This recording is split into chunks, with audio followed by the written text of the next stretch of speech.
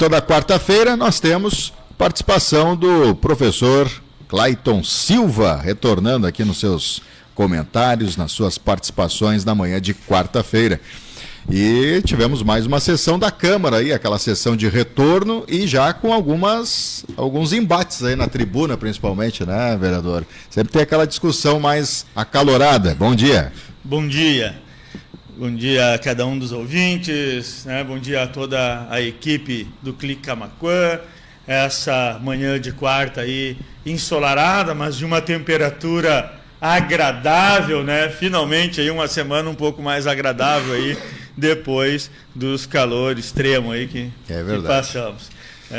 Até tá gostoso para tirar um sono de noite, tá mais tranquilo para a gente dormir. Tá mais confortável. Né? Então, mas realmente a gente teve ali uma sessão que não teve nenhum projeto na pauta, devido à retomada e a Câmara tinha limpado a pauta antes do recesso.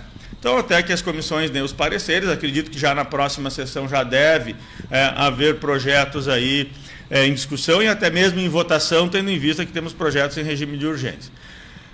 Mas teve ali, né, os espaços de explicação pessoal, de líderes de partidos e bancada, onde então ali surgiram sim alguns debates, contrapontos, posições diferentes, análise inclusive de projetos que estão entrando na Câmara, outros que estão tramitando, e alguns que a gente vem abordando aí já desde a sessão da quarta, pudemos abordar aqui no próprio Clique, no programa de sábado pela manhã, e que hoje também vamos estar aí abordando, né, inclusive os projetos, né, projeto que entrou até mesmo nessa última segunda-feira aí, que ao analisar ali, olhar as entrelinhas, a gente percebe algumas coisas diferentes do que traz a justificativa.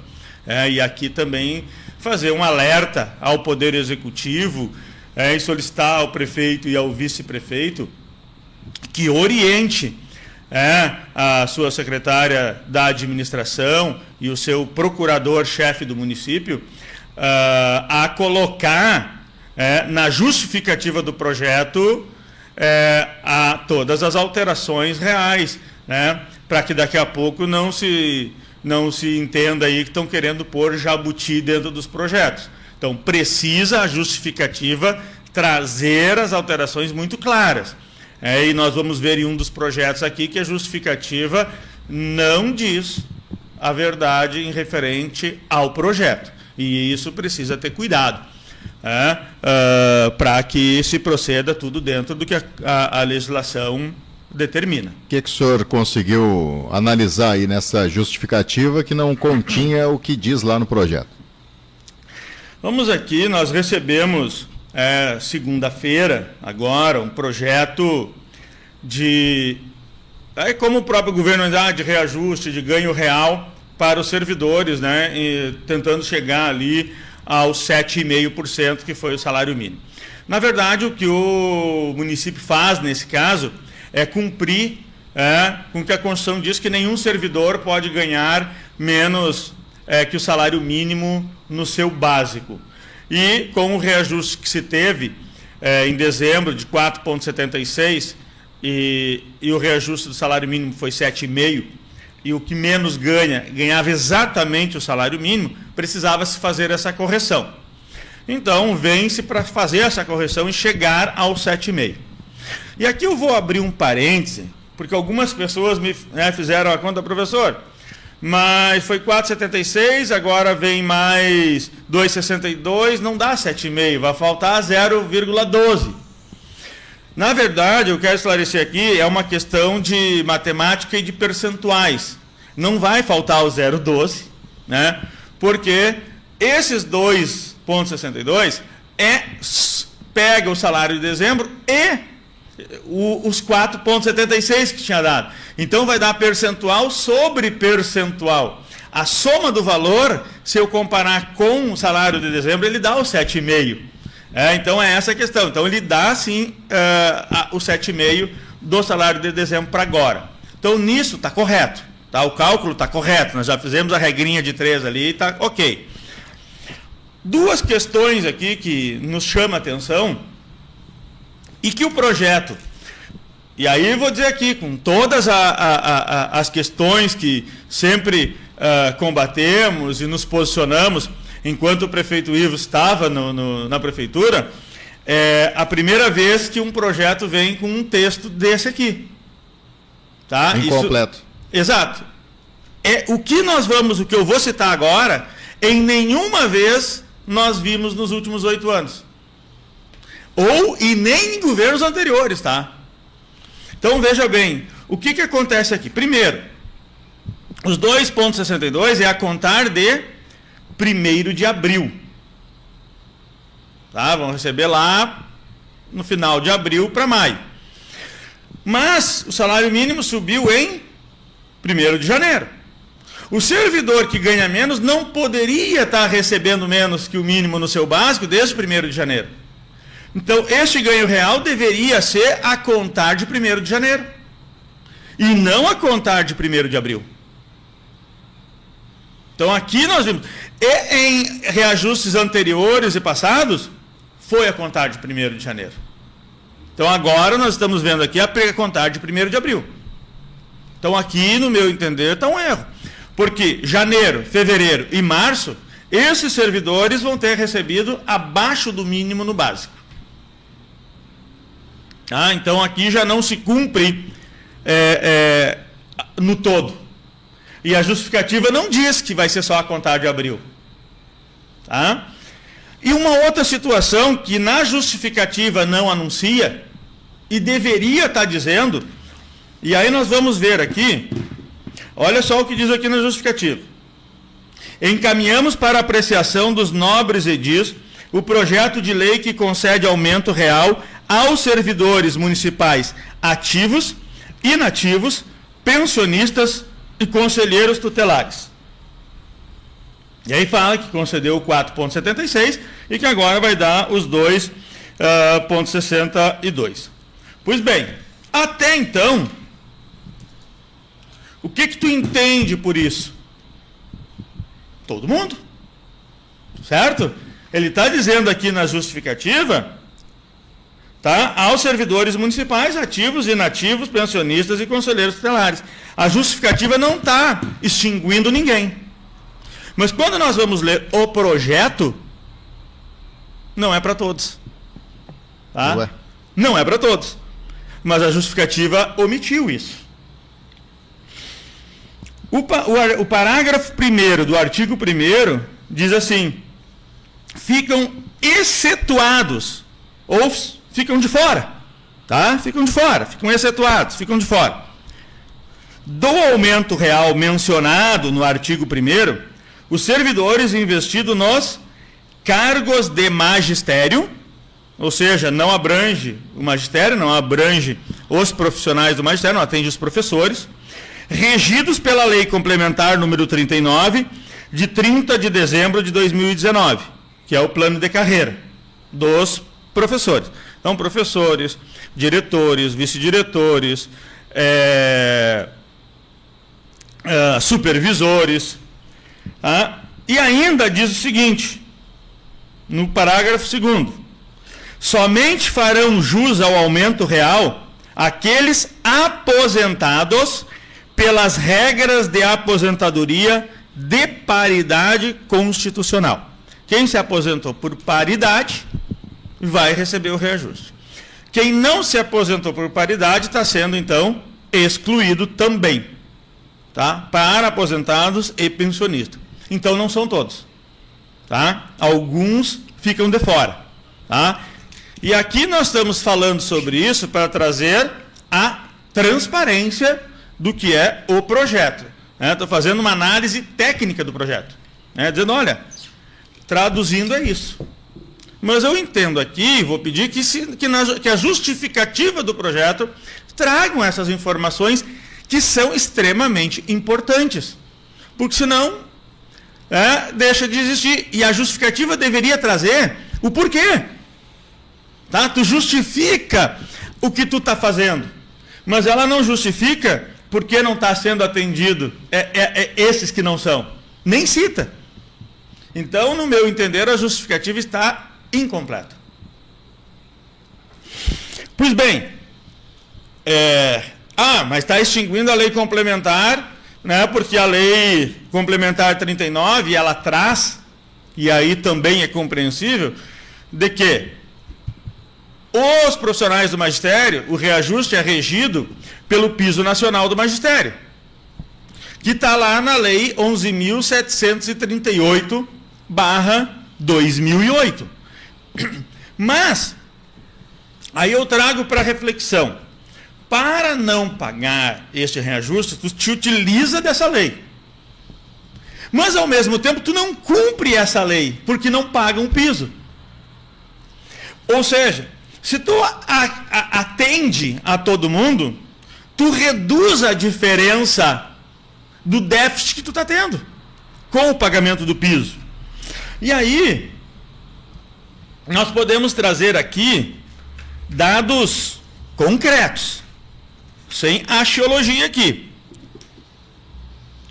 Profissional do magistério hoje, nível 1, classe A, recebe para 21 horas 2.295,29. Se eu seguir a lei do piso, que traz que um profissional do magistério 40 horas deve receber 4.867,77, um profissional do magistério, nível 1, classe A, de 21 horas, que é o que determina a nossa lei, deveria estar recebendo 2.555,58 no seu salário básico. Nós temos aqui uma diferença de em torno de R$560. Ou seja, R$560 não, de R$360. Nós temos uma diferença aqui, tá? 11,34% a menor. Então, hoje deveria vir um projeto separado desse para cumprir a lei do piso, porque em 2023 foi dado 0%, né, não teve reajuste em 2023, e isso fez a defasagem de descumprir a lei federal. Falta 11,34%. E se o município tivesse cumprindo com o piso quisesse dar o reajuste, e aí vou trazer uma outra abordagem. Se o município quisesse cumprir, não, nós não vamos discutir o 2023 agora, a gente tem uma questão judicial, vamos resolver de outra maneira, querem ganhar tempo para não onerar, sei lá qual é a justificativa. Mas vamos tratar então só de 2025, ainda assim tem um equívoco. Porque o piso do magistério em 1º de janeiro de 2000, a contar de 1º de 2025 foi de um reajuste de 6,27. Mas o magistério recebeu 4,76. Então teria que estar vindo para a Casa Legislativa 2 projetos, ou tratar de forma um projeto com percentuais diferentes, atingindo o quadro geral, chegar aos 7,5. E o magistério chegar a 6,27. E estaria tudo certo. Tá? Tu atinge 7,5 para o quadro geral e atinge 6,27 para o magistério. Mas vai ser menos? Está tudo certo, está dentro da lei. É o que a lei federal diz. Porque quando a lei federal deu a maior para o magistério do que foi para o quadro geral, estava dentro da lei. O inverso também é. É os dois lados da moeda. Eu não vou criticar. Mas no momento que vem, tu arredonda 7,5 para o quadro geral e está certo, tem que pagar, mas tu ficou no 4,76 para o magistério, está errado. Tu deveria ter chegado a 6,27 para o magistério para tu cumprir o piso de 2025. Então aqui há um equívoco. Já fiz contato com o executivo hoje pela manhã, dizendo, olha, percebi essas questões, vou trazer isso de uma maneira clara, transparente, mas também já pedi ali que nós possamos sentar, alinhar, entender essas questões e ter um diálogo. Estou, sim, aberto ao diálogo, à construção, para entendermos o porquê dessas questões e de que maneira nós chegaremos a cumprir tudo o que precisa cumprir. Talvez, não sei, já teve gente que já me perguntou, Clayton, não tem dinheiro para pagar? Por isso não está dando para todo mundo, está cumprindo aonde é obrigatório mesmo a cumprir? Não sei, não diz, o projeto não traz essa informação. Então nós precisamos de mais transparência, de questões mais claras, né? Veja bem, lá nos primeiros projetos que vieram em janeiro, houve um diálogo muito maior, houve um esclarecimento sobre os projetos e o porquê estavam. Já esses que chegaram em março, eles chegaram de surpresa, de supetão, e aí nós estamos vendo algumas questões que não foram apontadas, porque não houve esse diálogo, essa construção junto com a oposição. Então eles caíram de paraquedas de vez lá dentro do Poder Legislativo. E cabe a nós trazermos, então, esses questionamentos, que são importantes, porque a própria comunidade, os próprios servidores estão nos questionando. Então nós vamos em busca disso. Mas ali à disposição de construir, de dialogar e de acertarmos estas questões. Sim, sim. Bom, então, como é que o senhor avalia esse projeto específico, assim, a forma, né, como o governo está tratando aí essa relação com a Câmara de Vereadores? Eu percebo aqui que o governo errou, né, na maneira que enviou o projeto, errou na falta de diálogo, errou no não trazer na justificativa,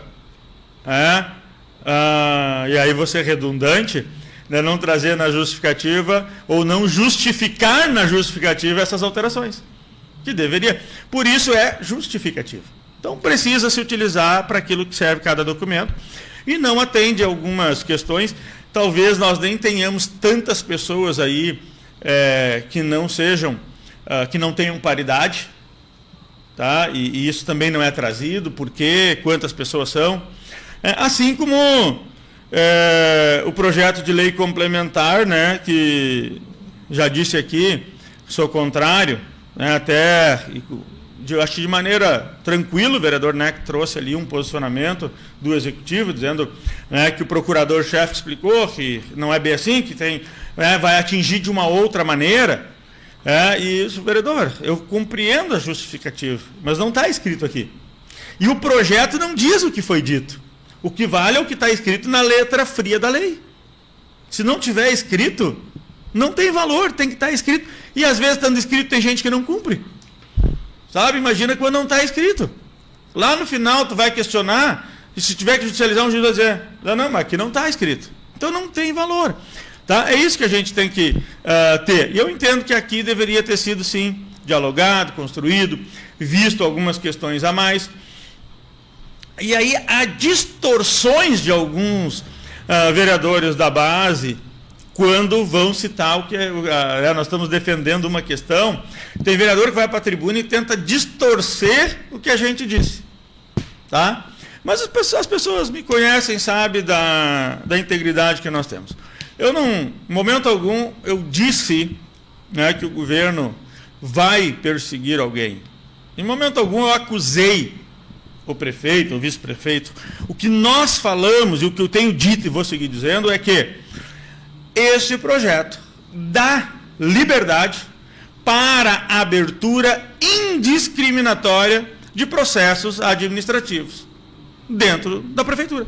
Inclusive por parte de algum secretário que não goste de trabalhar com determinado servidor e que queira abrir uma sindicância só por abrir. Porque se um cara provou que é inocente, não vai ter custo nenhum para o município e nem para esse secretário. Então ele pode abrir 10, 15, 20, que não vai dar nada. O risco que a gente tem é de isso ser utilizado por algumas pessoas de maneira indiscriminatória para botar pressão, para pressionar, para ameaçar. Porque não é a questão de abrir a sindicância e tu provar que é inocente. Se o cara é inocente, ele vai provar que é inocente. Mas é a questão de abrir, sem ter fundamentação, só para o cara ficar enrolado e respondendo e ficar com aquela pecha de que teve uma sindicância. Ninguém gosta de responder uma sindicância, assim como ninguém gosta de responder um processo se ele não tem culpa. É chato isso. E é isso que nós estamos dizendo. É esse o cuidado que a gente precisa ter. Tem que ter mecanismos para isso. E o projeto ele só exclui essa parte. Ele não traz um mecanismo de segurança para que isso não aconteça. Porque da maneira que vai ficar, permite-se que se abra indiscriminadamente. Então é isso que nós estamos apontando aqui. Tá? As possibilidades, as brechas e os furos que ficam na lei. E é isso que precisa ser corrigido. Possivelmente o projeto teria que ser mais completo. Dizendo, olha, nós vamos extinguir isso, mas vamos colocar este mecanismo que vai suprir.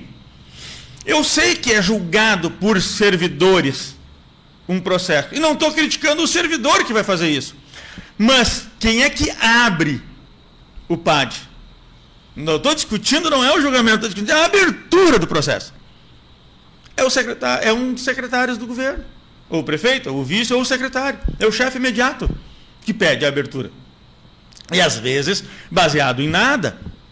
Então, o que garante que vai ter essa lisura? A lei não está garantida, ele não está dizendo. Então tem que ter mais clareza nas coisas. Outra, onera o município. Não veio no projeto quantos processos tem, quantos PADs, quantos processos administrativos foram abertos nos últimos anos. Não veio aqui quanto que o município gastou com essas indenizações ou com esses advogados de defesa. Também não veio. Então a gente não sabe se onera ou não onera e quanto onera.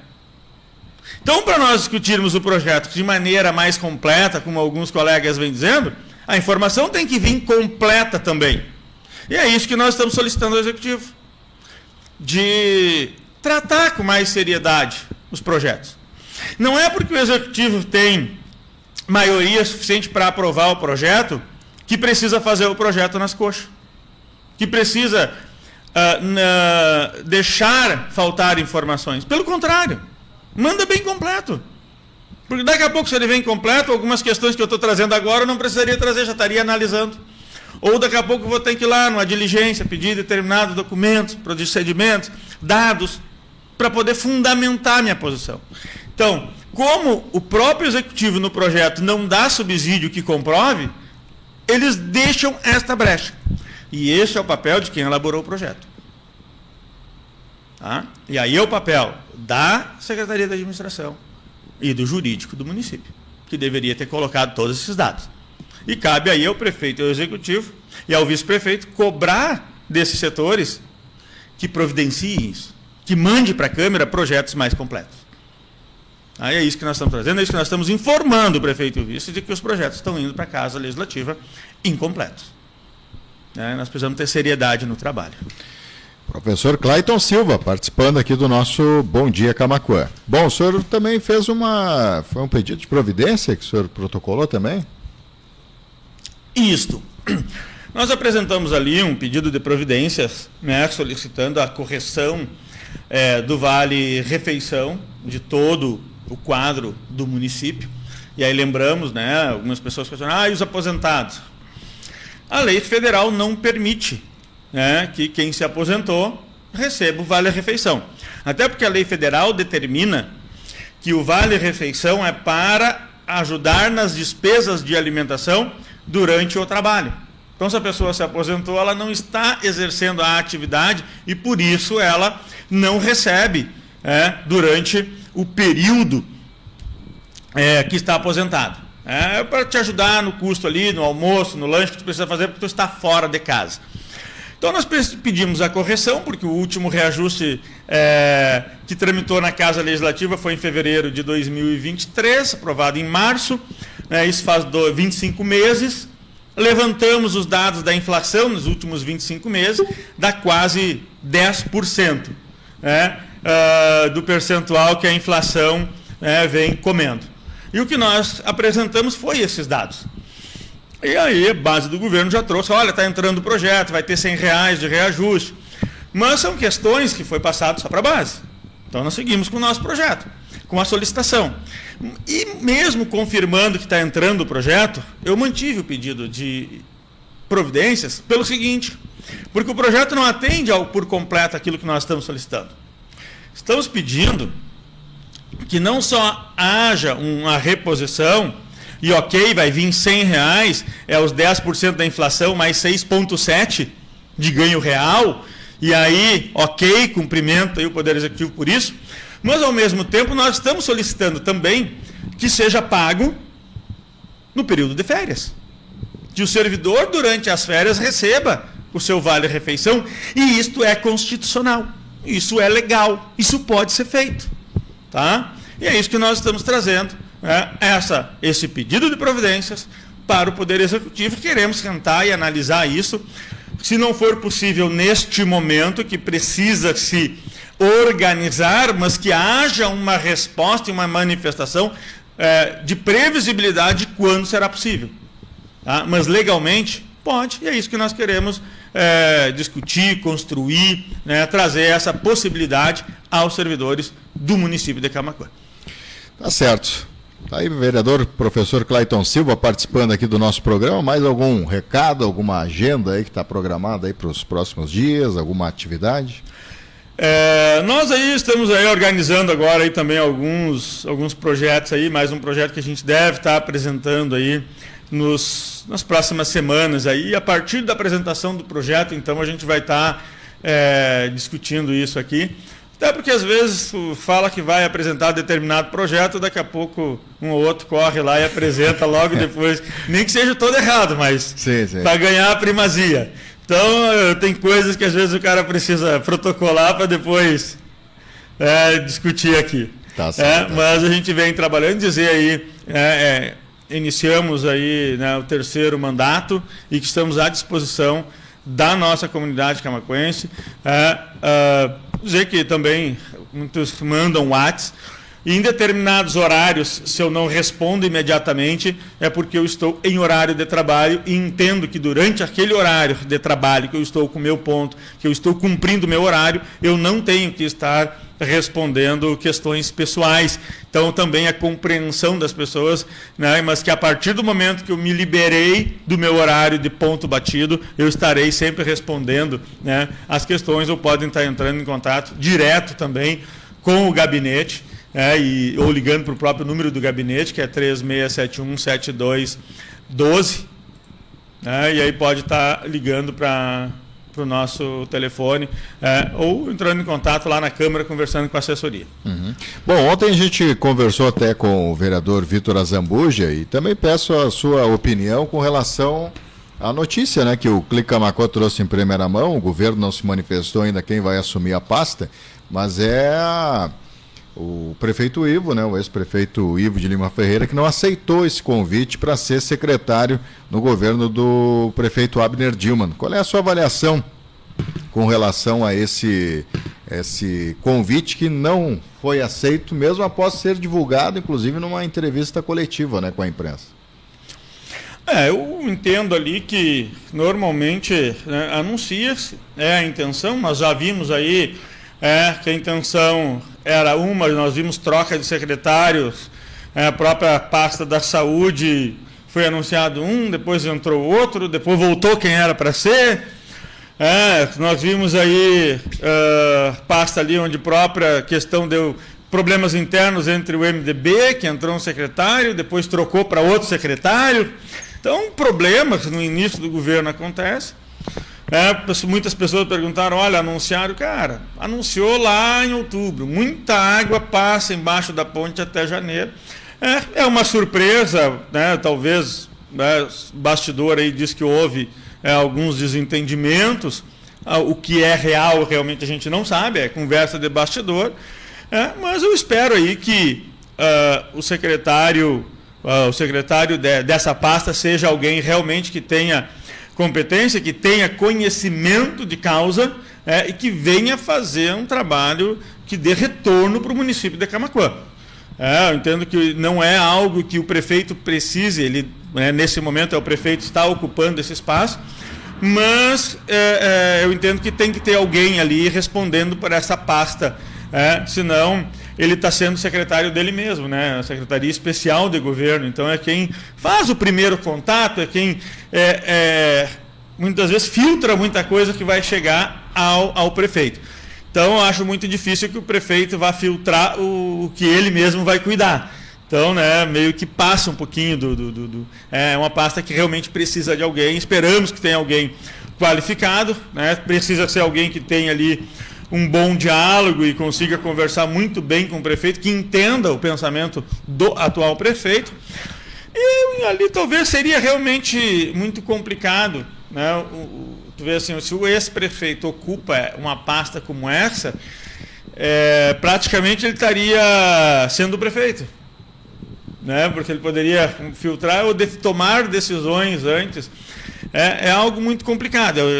Até então nós não tínhamos presenciado um ex-prefeito, mesmo que colocando, né, o seu substituto, ficasse nesta pasta principalmente, né?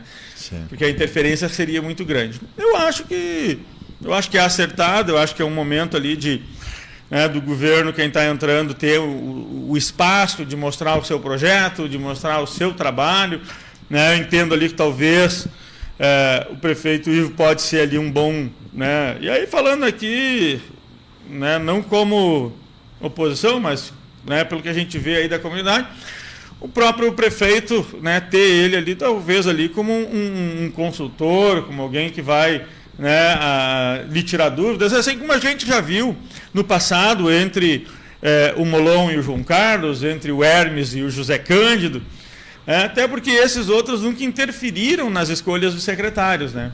E aparentemente ali no final do ano o que demonstrava é que isso ia acontecer, e a partir de agora parece que não, né? Mas isso é algo assim que o tempo vai nos dizer, né? É muito recente, a gente que a oposição não vive ali dentro, é algo que eu não fico monitorando muito. Eu tenho me preocupado com outras questões maiores, ao meu ponto de vista, ali direto ao servidor, ao público em geral, à nossa comunidade rural, as necessidades que existem, é mais importante do que essas decisões que é de cunho, pessoal ali do próprio executivo. Ele tem que ver alguém que vai construir e lhe ajudar a administrar. Espero realmente que seja alguém qualificado. Professor Clayton Silva, vereador de Camaquã, pelo PDT. Muito obrigado aí pela participação e até a próxima quarta-feira. Até a próxima quarta, um grande abraço a toda a equipe do Clique, em especial aí aos ouvintes e internautas que nos acompanham nessa manhã de quarta-feira.